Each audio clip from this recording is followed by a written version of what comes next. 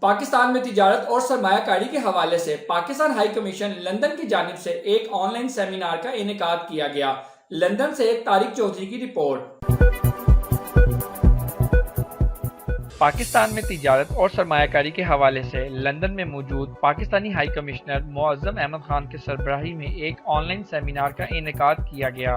پاک برطانیہ business council اور برٹش ایکسپرٹیز انٹرنیشنل کے اشتراک سے پاکستان میں کاروبار کرنا کے عنوان سے منعقد ہونے والے اس ویبینار میں برطانوی تاجروں اور دوسرے بین الاقوامی سرمایہ کاروں کے لیے تجارت اور سرمایہ کاری کے مواقعوں پر روشنی ڈالی گئی۔ اس موقع پر برطانیہ میں پاکستان کے ہائی کمشنر معظم احمد خان نے خطاب کرتے ہوئے کہا کہ معاشی مشکلات کے بعد اب پاکستان پائیدار معاشی ترقی کی طرف گامزن ہے۔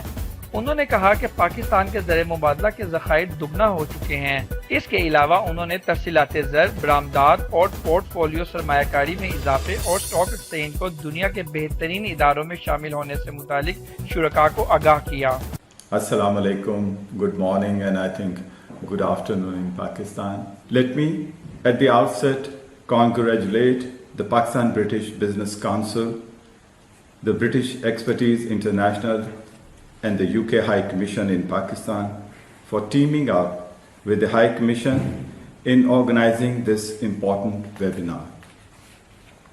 In the face of the pandemic, at a time when physical meetups pose a continuing challenge, it is important that conversation on trade and economy continue among all stakeholders, that we continue to raise awareness among our business community on the opportunities available and continue to afford them every comfort.